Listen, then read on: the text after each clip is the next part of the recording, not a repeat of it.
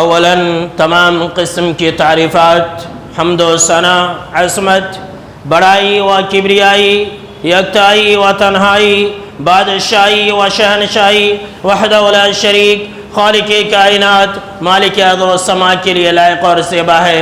بعدہ درود اور سلام تمام بھیجے گئے انبیاء کرام اور رسولان اعظام پر، خصوصاً بالخصوص سید الاولین والآخرین، امام المجاہدین والمتقین، امام الثقلتین و امام القبلتین و امام الحرمین و امامنا فی الدنیا و امامنا فی الآخرہ و امامنا فی الجنہ، جناب محمد عربی صلی اللہ تعالی علیہ وسلم پر۔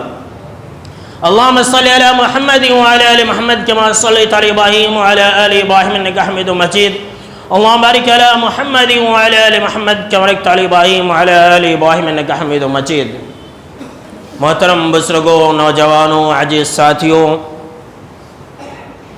آج کے خطبہ جمعہ کا موضوع ہے گستاخی رسول صلی اللہ علیہ وسلم کا انجام۔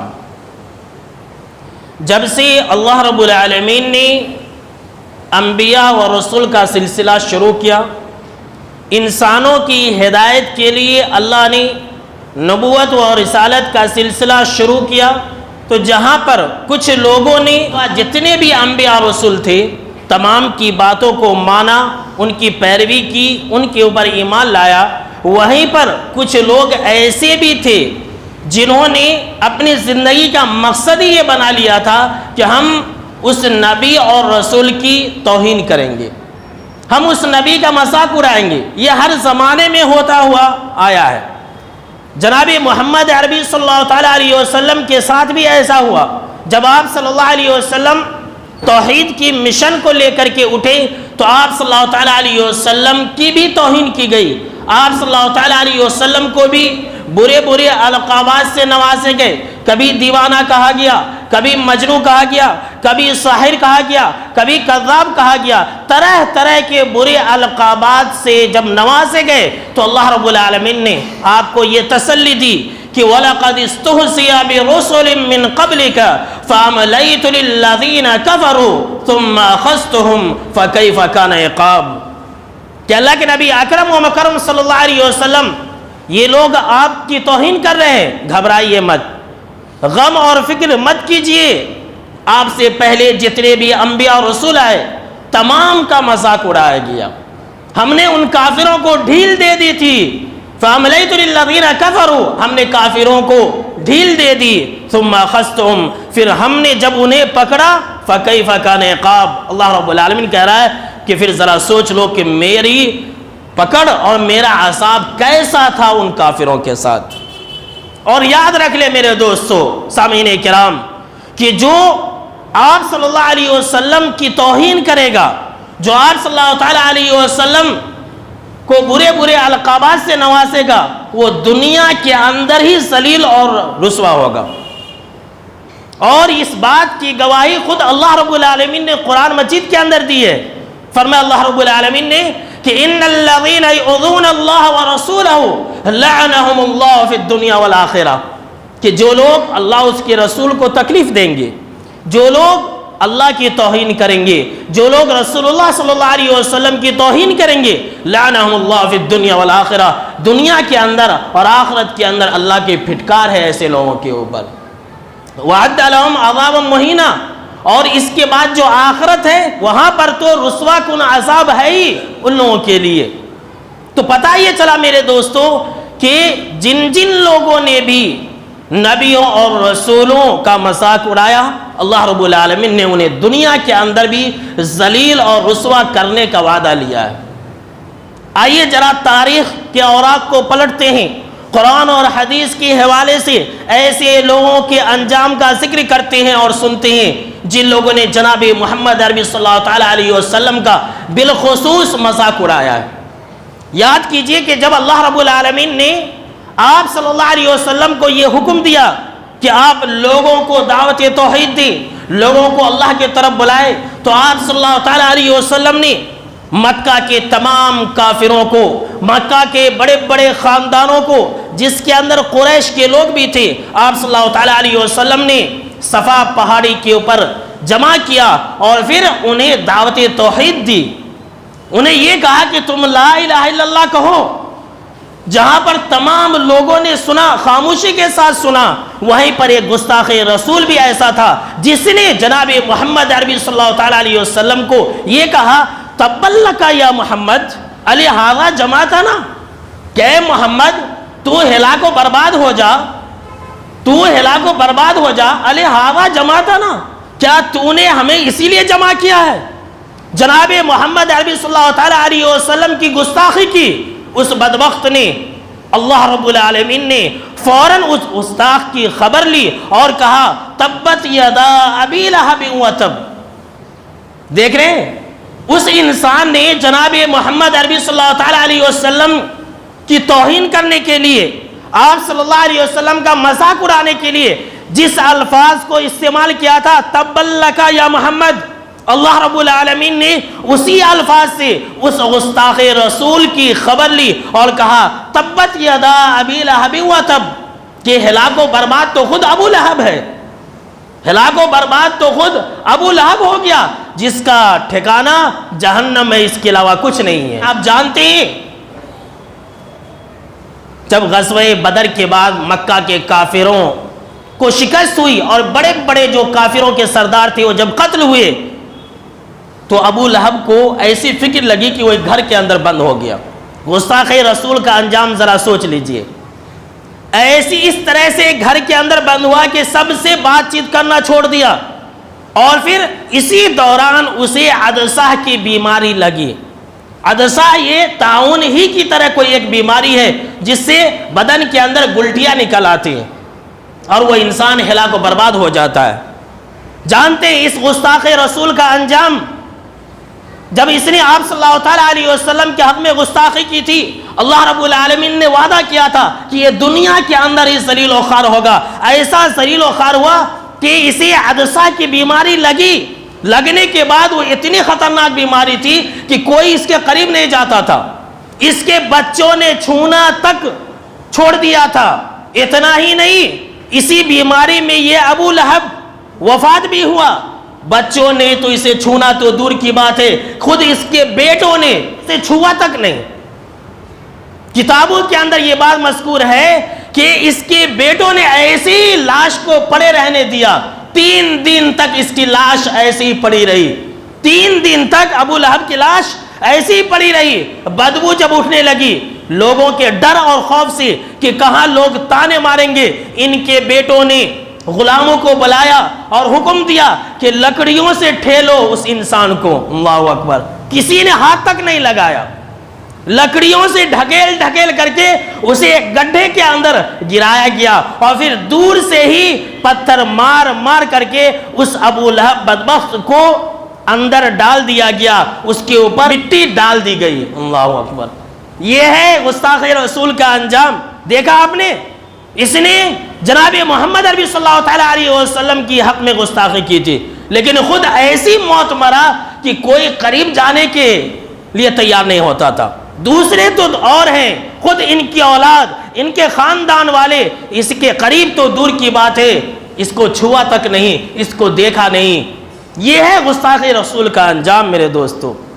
اس کی بیوی بھی ساتھ میں تھی، یہ بھی بری موت مری، فرشتوں نے اس کا گلا گھونٹ دیا میرے دوستو. ذرا سوچئے کہ کس طرح سے گستاخ رسول کا انجام ہوا. اتنا ہی نہیں، مکہ کے اندر ایک مرتبہ ایسا ہوا کہ جناب محمد عربی صلی اللہ تعالیٰ علیہ وسلم کے بیٹے کا انتقال ہو گیا.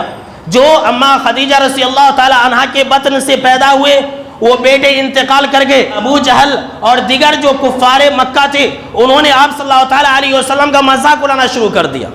آپ صلی اللہ تعالیٰ علیہ وسلم کے حق میں گستاخیاں کرنی شروع کر دی، تانے اور آوازیں کسنے شروع کر دیے کہ دیکھو محمد تو گیا کام سے صلی اللہ علیہ وسلم، اب اس کا کوئی نام و نشان نہیں رہے گا، کوئی نام لینے والا نہیں ہے. بیٹا جو ایک تھا وہ بھی مر گیا، دوسرا بیٹا تھا وہ بھی مر گیا. اللہ رب العالمین کو طیش آیا. اللہ رب العالمین نے فوراً وحی اتار دی. اللہ رب العالمین کو برداشت نہیں کہ کوئی جناب محمد عربی صلی اللہ تعالیٰ علیہ وسلم کے حق میں گستاخی کرے. مسلمانوں یاد رکھ لو، غم اور فکر کرنے کی ضرورت نہیں ہے. ہر گستاخ کے لیے اللہ رب العالمین اکیلے کافی ہے. یاد رکھنا، اللہ نے قرآن مجید کے اندر کیا بیان فرمایا؟ انا کفیناک المستہزئین، کہ جناب محمد عربی صلی اللہ تعالیٰ علیہ وسلم یاد رکھ لیں ایک بات کہ دنیا کے اندر تا قیامت تک جو بھی آپ کی گستاخی کرے گا میں اکیلے اس کے لیے کافی ہوں۔ اللہ اکبر، یہ اللہ کا وعدہ ہے۔ مکہ کے کافروں نے تانے مارنے شروع کر دیے، محمد کا اب کوئی نام لیوا نہیں ہے اس دنیا کے اندر۔ ایک کے بعد دوسرا بیٹا بھی مر گیا، اللہ رب العالمین نے فوراً وحی اتار دی، انا اعطیناک الکوثر انا شانئک ھو الابتر۔ کہا کہ اے دشمنان اسلام، اے رسولوں کے گستاخ، اے محمد صلی اللہ تعالیٰ علیہ وسلم کے لیے گستاخ، تمہیں کیا معلوم، ہم نے تو اپنے نبی کو حوض کوثر دیا ہے، جن کے چاہنے والے، جن کے اوپر حاضر ہونے والے لاکھوں اور کروڑوں کی تعداد میں ہیں۔ جناب محمد عربی صلی اللہ تعالیٰ علیہ وسلم کو اللہ نے تسلی دی، اِنَّا شَأْنِكَ هُوَ الْأَبْتَرُ، کہ اے نبی ان کافروں کے باتوں پر آپ دھیان مت دیجئے، آپ کا کام ہے اللہ کے لیے نماز پڑھنا، قربانی کرنا، وہی آپ کا جو دشمن ہے وہی بے نام و نشان ہے، آپ کا جو دشمن ہے اسی کے نسل نہیں چلے گی۔ اللہ اکبر، دیکھ رہے ہیں ابتر، اللہ رب العالمین نے کہا ابتر، ابتر کا مطلب کیا ہوتا ہے؟ ایسا انسان جس کی نسل نہ چلے۔ آپ صلی اللہ علیہ وسلم کی نسل چلی، بیٹیوں کے ذریعے نسل چلی۔ آج ہمارے سماج اور معاشرے کے اندر لوگ کہتے ہیں بیٹا نہیں تو وہ مرد ہی نہیں ہے، کہتے ہیں بیٹے سے ہی نسل چلتی ہے، یہ جھوٹی بات ہے، یاد رکھ لو، یہ بیٹے سے بیٹا ہی ہونا یہ جھوٹی بات ہے، صرف بیٹے سے نسل چلتی ہے یہ جھوٹی بات ہے، بیٹی سے بھی نسل چلتی ہے، یہ اللہ رب العالمین کا پیغام ہے، یاد رکھ لیجیے۔ کہا کہ اے نبی صلی اللہ علیہ وسلم آپ اپنا کام کیجئے، آپ نماز پڑھیے، قربانی کیجئے، سب کچھ کیجئے، آپ کا نام و نشان نہیں مٹے گا، آپ کا جو دشمن ہے وہی ایسا ہے کہ اس کی نسل نہیں چلے گی۔ ابو جہل کا کوئی نسل چلا، اور دوسرا معنی ہوتا ہے ابتر کا مقطوع الذکر، یعنی ایسا انسان جس کا نام لینے والا کوئی نہ ہو۔ اللہ اکبر، آج دیکھ لیجئے کہ جناب محمد عربی صلی اللہ تعالیٰ علیہ وسلم کے نام لینے والے کتنے ہیں، کروڑوں کی تعداد میں ہے۔ اور تو اور ہے، کوئی بھی انسان ہو چاہے وہ مسلمان ہو یا غیر مسلمان ہو، سارے کے سارے لوگ بڑے ہی ادب اور احترام کے ساتھ محمد صلی اللہ علیہ وسلم کا نام لیتے ہیں۔ یہ ہے آپ صلی اللہ علیہ وسلم کی شان۔ اور ابو جہل کا کوئی نام ادب و احترام سے لیتا ہے، کوئی ذکر کرتا ہے؟ پوری دنیا کے اندر کوئی ایسا سیکنڈ نہیں جس وقت جناب محمد عربی صلی اللہ تعالیٰ علیہ وسلم کا کوئی نہ کوئی نام لینے والا موجود نہ ہو، اور ابو جہل کا تو کوئی نام بھی نہیں لیتا ہے۔ اللہ اکبر، یہ ہے آج دشمنان اسلام کو اس بات پر فخر ہے کہ ہم محمد کے خاکے بناتے ہیں۔ یاد رکھ لینا میرے دوستو، خاکے بنانے والے خود خاک میں مل جائیں گے، خود مٹی میں مل جائیں گے، لیکن جناب محمد عربی صلی اللہ تعالیٰ علیہ وسلم کا نام اور بلند ہوتا رہے گا۔ وَرَفَعْنَا لَكَ ذِكْرَكَ، اللہ رب العالمین نے آپ کا نام اتنا بلند کیا ہے، اتنا بلند کیا ہے کہ تا قیامت آپ کے نام لینے والے لوگ موجود ہیں۔ ابو جہل کا کوئی نام لینے والا نہیں ہے۔ یہ ہے گستاخ رسول کا انجام۔ جو گستاخ رسول ہوتا ہے دنیا ہی میں اس کی جڑ کاٹ دی جاتی ہے۔ اللہ اکبر، مکہ کے اندر اور ایک شخص تھا جس کا نام ولید بن مغیرہ تھا، جانتے ہیں؟ ذرا یہ بات جو میں کہنے جا رہا ہوں وقت اور حالات کے حساب سے ذرا غور سے سننا۔ ولید بن مغیرہ جو شخص تھا یہ جناب محمد عربی صلی اللہ تعالیٰ علیہ وسلم کے حق میں بہت ہی زیادہ گستاخیاں کیا کرتا تھا۔ آپ صلی اللہ تعالیٰ علیہ وسلم کی بے ادبی کیا کرتا تھا، آپ صلی اللہ تعالیٰ علیہ وسلم کا مذاق اڑایا کرتا تھا۔ اس نے آپ صلی اللہ تعالیٰ علیہ وسلم کے لیے کوئی ایک برا لفظ استعمال فرمایا، جانتے ہیں اللہ رب العالمین نے سورہ القلم کے اندر 29ویں پارے کے اندر اللہ رب العالمین نے اس کے 10 صفات گنا دیے۔ اللہ رب العالمین نے ولید بن مغیرہ کے 10 صفات گنا دیے۔ تفسیر قرطبی کے اندر یہ بات مذکور ہے، ابن عباس رضی اللہ تعالی عنہما کہتے ہیں کہ اللہ رب العالمین نے ولید بن مغیرہ جو گستاخ رسول تھا اس کے لیے اتنے برے برے القاب اللہ نے دیے، اللہ نے اتنے برے برے نام دیے کہ اس کائنات کے اندر اللہ نے اتنے برے ناموں سے کسی کو یاد نہیں کیا۔ اللہ اکبر، اس نے آپ صلی اللہ علیہ وسلم کے لیے ایک لفظ استعمال کیا، اللہ نے آپ صلی اللہ علیہ وسلم کا دفاع کرتے ہوئے اس کی 10 برائیاں گنا دی۔ کہا اللہ رب العالمین نے وَلَا تُطِيعْ كُلَّ حَلَّافٍ مَّهِينٍ، کہ اللہ کے نبی اکرم محمد کرم صلی اللہ علیہ وسلم آپ ایسے انسان کی بات مت مانیے جو کہ جھوٹی قسم کھاتا ہے. کہا حماز مشاء بنمیم، ذرا غور سے سننا میرے دوستو. کہا اللہ کے نبی اکرم و مکرم صلی اللہ علیہ وسلم وہ تو ایسا ہے جو گھٹیا ہے، جو کمینہ ہے، جو عیب نکالنے والا ہے، جو چغل خور ہے. یہ سارے صفات اللہ رب العالمین نے اس کے لیے گنا دیا. اور جانتے ہیں اللہ رب العالمین نے یہ بھی کہا کہ عتل بعد ذلک زنیم، کہ اللہ کے نبی اکرم و مکرم صلی اللہ علیہ وسلم یہ انسان ایسا ہے جو حد سے آگے بڑھنے والا بھی ہے، گنہگار بھی ہے، بہت بڑا مجرم بھی ہے، اور یہ ایسا ہے جس کی گردن اڑا دینی چاہیے، اور یہ ایسا ہے جو زنیم ہے، جو آج کے خطبہ جمعہ میں مجھے اصل بتانا ہے. وہ یہاں پر ہے زنیم. اللہ رب العالمین نے کہا کہ اللہ کے نبی اکرم و مکرم صلی اللہ علیہ وسلم یہ ولید بن مغیرہ آپ کو طعنے دیتا ہے، آپ کے لیے برے برے القاب لکھتا ہے اور کہتا ہے خود زنیم ہے. زنیم کا معنی جانتے ہیں؟ عام فہم زبان میں کسے کہتے ہیں؟ حرامی کو کہتے ہیں، ولد الزنا کو کہتے ہیں.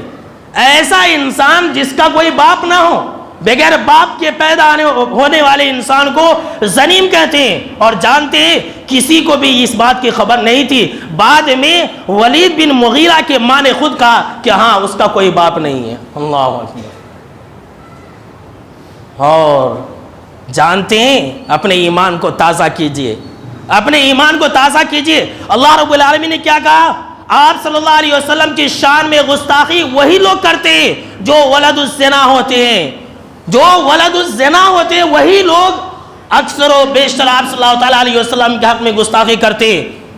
قرآن نے 1450 سال پہلے کہا تھا اگر آپ کو میری باتوں پر، قرآن کی باتوں پر یقین نہ ہو تو اٹھائیے موبائل اور سرچ کیجئے اپنے گوگل کے اندر، اور اپنے گوگل کے اندر اس بات کو لکھیے کہ where are babies born without marriage. اپنے موبائل پر سرچ کیجئے گا جمعہ کے بعد، ابھی مت کیجئے گا. Where are born babies without marriage. پوری دنیا کے اندر کون سا ایسا ملک ہے جہاں پر بغیر شادی کے بچے پیدا ہوتے؟ آپ کی آنکھیں پھٹی کی پھٹی رہ جائیں گی. پورے دنیا کے اندر فرانس ہی وہ واحد ملک ہے جہاں پر سب سے زیادہ حرامی بچے پیدا ہوتے ہیں. اللہ اکبر. آج کے دن میں ہمارے نبی اکرم و مکرم صلی اللہ علیہ وسلم کے حق میں گستاخی کرنے والا فرانس ہی کا ایک انسان ہے. سب سے زیادہ، ہر 10 میں سے 6 بچہ ولد الزنا ہوتا ہے فرانس کا. اللہ اکبر. پرسنٹیج بھی مذکور ہے، 59.7% بچے ایسے ہوتے ہیں جو شادی سے پہلے فرانس کے اندر پیدا ہو جاتے ہیں، اور جو بچتے ہیں 39% وہ بھی شادی کے بعد پیدا ہوتے ہیں، لیکن اس کے بھی اصلی باپ کا پتہ نہیں ہوتا ہے. اللہ اکبر.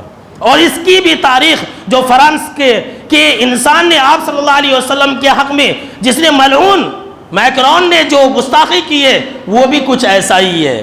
اور سن لیجئے، چاہے وہ تسلیمہ نسرین ہو یا سلمان رشدی ہو، اگر سب کی زندگیوں کو اگر چھانا جائے، سب کی زندگیوں کی اگر تحقیق کی جائے تو سب کا لنک اس زنا سے ملے گا. اللہ اکبر. کہا ولید بن مغیرہ کے بارے میں کہ نبی صلی اللہ علیہ وسلم یہ آپ کے بارے میں آواز اٹھاتا ہے، یہ آپ کی گستاخی کرتا ہے جس کا نطفہ ہی حرام کا ہے. آج دیکھ لیجئے اس دنیا کے اندر جناب محمد عربی صلی اللہ تعالیٰ علیہ وسلم کے خلاف کیسے لوگ آواز اٹھاتے ہیں جن کی کوئی حیثیت نہیں، جن کی پیدائش بھی صحیح طریقے سے نہیں، ان کے اپنے مذہب کے حساب سے نہیں ہے. اگر آپ کو یقین ہو سرچ کر لینا، آپ کو یقین ہو جائے گا کہ ہاں میری بات صحیح ہے. میں نے اپنی آنکھوں سے سرچ کیا، اس کے بعد میں آپ کو یہ خبر دے رہا ہوں. اللہ اکبر. اتنا ہی نہیں، سچ کہا اللہ رب العالمین نے کہ ہم گستاخی رسول کو دنیا میں ذلیل کر دیں گے، دنیا ہی کے اندر ہم ذلیل کر دیں گے. چلیے مکہ کی بات ہو گئی، مدینہ کے اندر آتے ہیں. مدینہ کے اندر بھی ایک گستاخ تھا. اللہ اکبر. مدینہ کے اندر بھی ایک گستاخ تھا. بخاری کتاب المناقب کی روایت ہے، ذرا غور سے سننا. انس رضی اللہ تعالیٰ عنہ اس حدیث کے راوی ہے. اپنے ایمان کو تازہ کرنا، صبر سے کام لینا، اور یاد رکھ لینا جو نبی اکرم و مکرم صلی اللہ علیہ وسلم کے حق میں گستاخی کرے گا، اگرچہ وہ وقت کا بادشاہ ہو، اللہ اسے دنیا کے اندر ذلیل اور رسوا کر دے گا. یہ بات ہمیشہ یاد رکھنا، یہ اللہ کا وعدہ ہے. اِنَّا كَفَيْنَاكَ الْمُسْتَهْزِئِينَ کہ گستاخ کرنے والوں کے لیے ہم اکیلے کافی ہیں. انس رضی اللہ تعالیٰ عنہ کہتے ہیں کہ ایک عیسائی، ایک کرسچن جناب محمد عربی صلی اللہ تعالیٰ علیہ وسلم کے اوپر ایمان لایا، سورہ بقرہ سورہ آل عمران سیکھ لیا۔ جب اس نے سورہ بقرہ سورہ آل عمران سیکھ لیا تو کیا ہوا، وہ انسان آپ صلی اللہ علیہ وسلم کے لیے وحی بھی لکھنے لگا۔ صحابہ کرام وہی لکھا کرتے تھے، قرآن مجید کی آیتیں لکھا کرتے تھے، وہ انسان بھی لکھنے لگا۔ کچھ دنوں کے بعد مرتد ہو گیا، کچھ دنوں کے بعد وہ انسان مرتد ہو گیا، اور مرتد ہونے کے بعد کیا کہتا پھر رہا تھا، تمام لوگوں میں پورے مدینہ کے اندر یہ کہتا پھر رہا تھا، ارے لوگوں سنو، وما یدری محمد الا ما کتبت لہ، کہ محمد صلی اللہ علیہ وسلم کو کچھ آتا جاتا نہیں ہے، ان کو کچھ نہیں معلوم ہے، جو میں لکھ کے دیتا تھا وہی وہ کہا کرتے تھے۔ اللہ اکبر، کہا جو میں لکھ کے دیتا تھا وہی وہ کہا کرتے تھے، ان کو کچھ نہیں آتا ہے۔ حضرت انس بن مالک رضی اللہ تعالیٰ عنہ کہتے ہیں اسی طرح سے وہ آپ صلی اللہ علیہ وسلم کے حق میں گستاخی کرتا تھا، کچھ دنوں کے بعد مر گیا۔ عیسائی مذہب کے مطابق عیسائی قبرستان میں اس کی تدفین ہوئی۔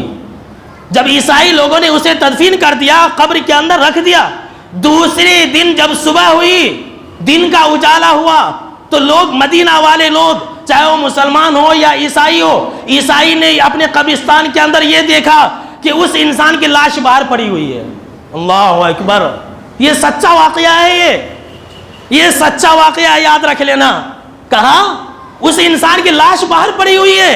عیسائیوں نے کہا کہ ہو نہ ہو یہ مسلمانوں کا کام ہے، بدلہ لینے کے لیے مسلمانوں نے اس انسان کو قبر سے اکھاڑ پھینکا ہے۔ کیا کرتے، پھر قبر کھودا، دوسری جگہ پھر قبر کھودا، اور پہلے جتنی گہری قبر کھودی تھی اس سے زیادہ اور گہری قبر کھودی، اس کو دفن کر دیا۔ دوسرا دن ہوا، یہ تو پہلا دن ہوا، دوسرا دن ہوا، پھر اس گستاخ رسول کی لاش باہر پڑی ہوئی تھی۔ اللہ اکبر، یاد رکھ لینا، اللہ رب العالمین کے لاٹھی میں آواز نہیں ہوتی ہے۔ وقت کا بڑا سے بڑا طاقتور ہی انسان کیوں نہ ہو، اللہ کی پکڑ سے بچ نہیں سکتا ہے اگر اس نے رسول صلی اللہ علیہ وسلم کے خلاف گستاخی کی۔ باہر پڑی ہوئی تھی۔ پھر عیسائیوں نے کہا کہ ہو نہ ہو یہ مسلمانوں کا کام ہے، اس لیے کہ اس نے آپ صلی اللہ علیہ وسلم کو بدنام کیا تھا، یہ مسلمانوں ہی کا کام ہے۔ میرے مسلمان بھائیوں، اللہ رب العالمین کیسے انتقام لیتا اپنے رسولوں کے ساتھ، ذرا دیکھیے۔ دوسرے دن پھر اس کی لاش باہر پڑی ہوئی تھی۔ صحیح بخاری کے اندر یہ بات مذکور ہے کہ تیسری مرتبہ پھر عیسائیوں نے جتنی گہری قبر کھودنی تھی اتنی گہری قبر ان لوگوں نے کھودی، جتنی جہاں تک وہ لوگ کھود سکتے تھے وہاں تک ان لوگوں نے کھودا، اور پھر اسے دفنا دیا، اور یہ سمجھ لیا کہ اب اسے کوئی انسان باہر نکال کر کے نہیں رکھ سکتا ہے۔ جب ڈال دیا اس کے اندر، تیسرا دن ہوا تو لوگوں نے یہ منظر دیکھا، آسمان نے دیکھا، زمین نے یہ دیکھا کہ اس انسان کی لاش، گستاخ رسول کی لاش پھر باہر پڑی ہوئی تھی۔ اللہ اکبر، تب عیسائیوں نے سمجھ لیا کہ ہو نہ ہو یہ اس انسان کا انجام ہے، یہ انسانوں کا کام نہیں ہے۔ یاد کیجئے ڈنمارک کا وہ واقعہ 2005 کا، جب ایک بدبخت نے جناب محمد عربی صلی اللہ تعالیٰ علیہ وسلم کا ایک خاکہ بنایا تھا، اس کا بھی انجام کیا ہوا، گھر کے اندر سو رہا تھا، آگ لگی اور خود جل کر کے راکھ ہو گیا، خود جل کر کے خاک ہو گیا۔ خاکہ بنایا تھا اس انسان نے، اپنے گھر کی آگ کے اندر خود جھلس کر کے راکھ ہو گیا۔ یہ ہے انجام۔ اللہ رب العالمین اپنے رسولوں کے بدبختوں کو کبھی نہیں چھوڑتا ہے، کبھی بھی نہیں چھوڑتا ہے، چاہے وہ وقت کا بادشاہ ہی کیوں نہ ہو۔ جانتے ہیں سن 7 ہجری کے اندر، ذرا غور سے سننا میرے دوستو، اللہ گستاخ رسول کے ساتھ کیسا انتقام لیتا ہے۔ سن 7 ہجری کے اندر جناب محمد عربی صلی اللہ تعالیٰ علیہ وسلم نے تمام بادشاہوں کے نام خطوط لکھے، خط لکھے۔ تمام بادشاہوں نے نہیں مانا تو اسے عزت دیا، لیکن ایک بادشاہ ایسا بھی نکلا جسے اپنے طاقت کا غرور تھا، جسے گھمنڈ اور غرور تھا۔ آج کل کے لوگوں کی طرح کہا کہ جب آپ صلی اللہ تعالیٰ علیہ وسلم نے اسے خط لکھا، اس کا نام ایران کا بادشاہ خسرو پرویز تھا۔ آپ صلی اللہ تعالیٰ علیہ وسلم نے جب خط لکھا اور وہ خط کھول کر کے دیکھا تو انسان غصے سے پاگل ہو گیا، آگ بگولا ہو گیا۔ اس نے کہا میرے رہتے ہوئے کسی کی یہ مجال کہ میرے نام سے پہلے اپنا نام لکھ لے، اس خط کے اندر جناب محمد عربی صلی اللہ تعالیٰ علیہ وسلم نے پہلے اپنا نام لکھا تھا کہ محمد بن عبداللہ کی طرف سے یہ خسرو پرویز جو ایران کا بادشاہ ہے اس کے نام پہلے آپ صلی اللہ علیہ وسلم نے اپنا نام لکھا تھا. وہ انسان غصے سے پاگل ہو گیا اور جانتے ہیں آپ صلی اللہ تعالیٰ علیہ وسلم کے خط کو پھاڑ دیا, اس نے ٹکڑے ٹکڑے کر دیا اور اپنے یمن کا گورنر بازان کو یہ خط لکھا کہ 2 پہلوانوں کو بھیجو اور اس انسان کو قید کر کے میرے پاس بھیجو. حضرت عبداللہ بن حذافہ السہمی رضی اللہ تعالیٰ عنہ آپ صلی اللہ علیہ وسلم کا خط لے کر گئے تھے. وہ دونوں پہلوان مدینہ کے اندر آئے, بازان نے ان کو بھیجا جو یمن کا گورنر تھا. آپ صلی اللہ تعالیٰ علیہ وسلم کہا کہ ہمارے بادشاہ نے آپ کو بلایا ہے, اگر آپ نہیں جائیں گے تو آپ کو وہ نیست و نابود کر دے گا, آپ کو مٹا دے گا. اللہ اکبر. آپ صلی اللہ علیہ وسلم نے کہا کہ کل آنا. وہ انتظار کرنے لگے. ادھر حضرت عبداللہ بن حذافہ السہمی رضی اللہ تعالیٰ عنہ بھی آ گئے.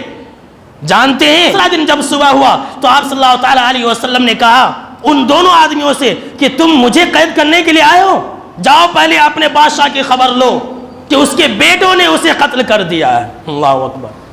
آپ صلی اللہ تعالیٰ علیہ وسلم کو جب یہ خبر ملی کہ اس بدبخت نے آپ صلی اللہ علیہ وسلم کے خط کو پھاڑ دیا ہے, آپ صلی اللہ تعالیٰ علیہ وسلم نے فرمایا کہ ای یمزقوا کل ممزق, کہ اللہ تجھے بھی ٹکڑے ٹکڑے کر دے گا. اللہ اکبر. اور جانتے ہیں تاریخ کی کتابوں کے اندر مذکور ہے کہ جس انسان نے آپ صلی اللہ علیہ وسلم کے خط کو پھاڑ دیا تھا, آپ صلی اللہ علیہ وسلم کے پیغام کو پھاڑ دیا تھا, اس انسان کو اس کا بیٹا جو شیر وہی تھا اس نے قید کر دیا اور اسے قتل کرنے سے پہلے اس کے 18 بیٹوں کو اپنے ہاتھوں سے قتل کیا. اللہ اکبر.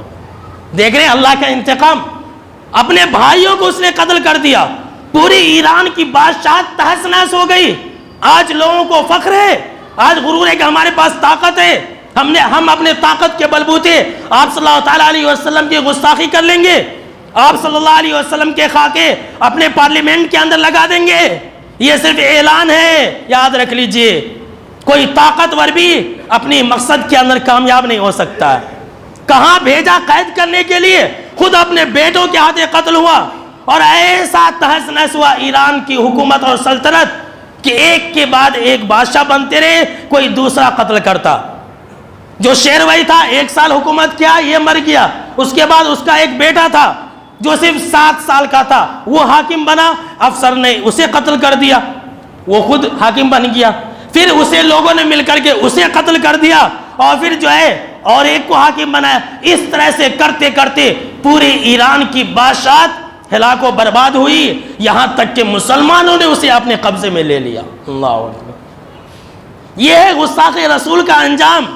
ارے میرے دوستوں اور میرے بھائیوں, میں آپ کو کیا بتلاؤں, یہ تو اللہ رب العالمین نے ایسا انتظام کر کے رکھا ہے کہ انسان تو دور کی بات ہے, کسی جانور کو بھی یہ بات پسند نہیں کہ کوئی بدبخت آپ صلی اللہ تعالیٰ علیہ وسلم کے حق میں گستاخی کرے.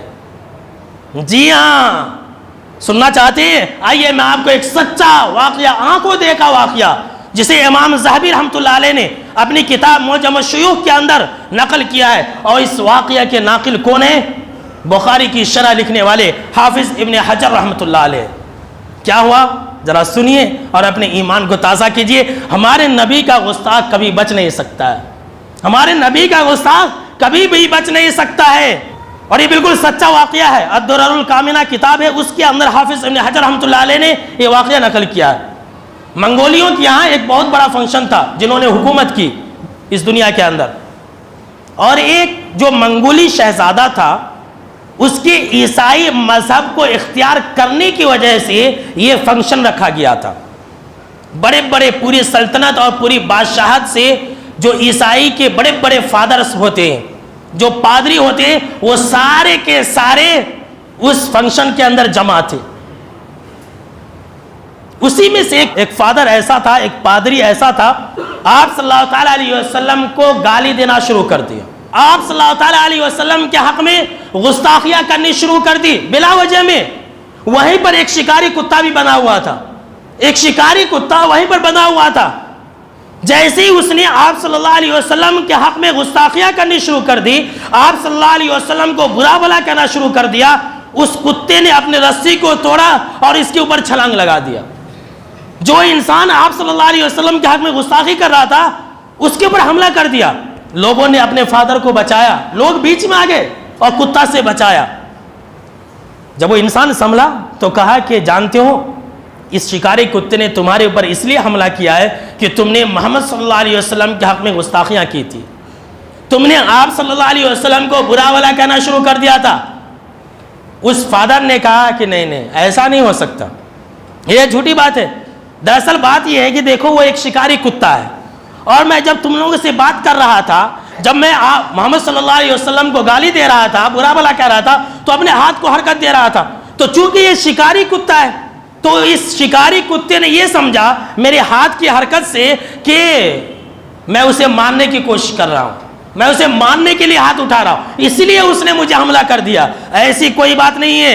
اگر تم کو یقین نہ ہو تو یہ لو, میں پھر سے محمد صلی اللہ علیہ وسلم کو گالی دے رہا ہوں, تاکہ میں پھر سے آپ صلی اللہ تعالیٰ علیہ وسلم کی گستاخی کر رہا ہوں. اور پھر دوبارہ اس نے جناب محمد عربی صلی اللہ تعالیٰ علیہ وسلم کے حق میں برا بھلا کہنا شروع کر دیا. اب کی مرتبہ وہ کتا جتنا پہلے تیزی سے اٹھا تھا, دوسری مرتبہ اس سے کہیں تیزی سے اپنی رسی کو توڑا اور چھلانگ لگایا اور سیدھا اس گستاخ کے نلی کو دبا دیا, اس کے نلی کو پکڑ لیا. اور جب تک وہ انسان مرا نہیں تب تک اسے چھوڑا نہیں اس کتے نے. جب تک وہ انسان مرا نہیں تب تک اس شکاری کتے نے اس گستاخ رسول کے نلی کو چھوڑا نہیں. جانتے ہیں حافظ ابن حجر رحمۃ اللہ علیہ نے اس واقعے کے آخر میں کیا لکھا ہے؟ یہ لکھا ہے کہ اسی پروگرام کے اندر, اسی فنکشن کے اندر, اسی تقریب کے اندر اس واقعے کو دیکھ کر کے 40,000 منگولیوں نے اسلام قبول کیا. اللہ اکبر, 40,000, ایک دو نہیں, 40,000 منگولیوں نے اسلام قبول کیا. اللہ اکبر. سچ کہا اللہ رب العالمین نے کہ اِنَّا كَفَيْنَاكَ الْمُسْتَهْزِئِينَ, کہ جو آپ صلی اللہ علیہ وسلم کا مذاق اڑائے گا ہم اکیلے کافی ہیں. اللہ رب العالمین ایسے لوگوں کو چھوڑتا نہیں ہے, چاہے وہ وقت کا بادشاہ ہو یا معمولی انسان ہو. اب جب ہر طرف گستاخیاں ہو رہی ہیں پوری دنیا کے اندر, یہ کافر لوگ آپ صلی اللہ علیہ وسلم کے حق میں گستاخیاں کر رہے ہیں, تو اب ہماری ذمہ داریاں کیا ہے؟ ہمیں کیا کرنا چاہیے؟ کیا صرف تماشا دیکھیں؟ ہمارا کیا فریضہ؟ اس لیے کہ ہم تو مسلمان ہیں, ہم آپ صلی اللہ علیہ وسلم کے ماننے والے لوگ ہیں, آپ صلی اللہ علیہ وسلم کے اوپر ایمان لانے والے لوگ ہیں. ہمارا کیا حق بنتا ہے؟ ہمارے اوپر کیا ذمہ داری بنتی ہے؟ ہم کیا کر سکتے ہیں آپ صلی اللہ علیہ وسلم کے لیے؟ اس بات کا بیان انشاءاللہ ہم اگلے خطبہ جمعہ کے اندر کریں گے.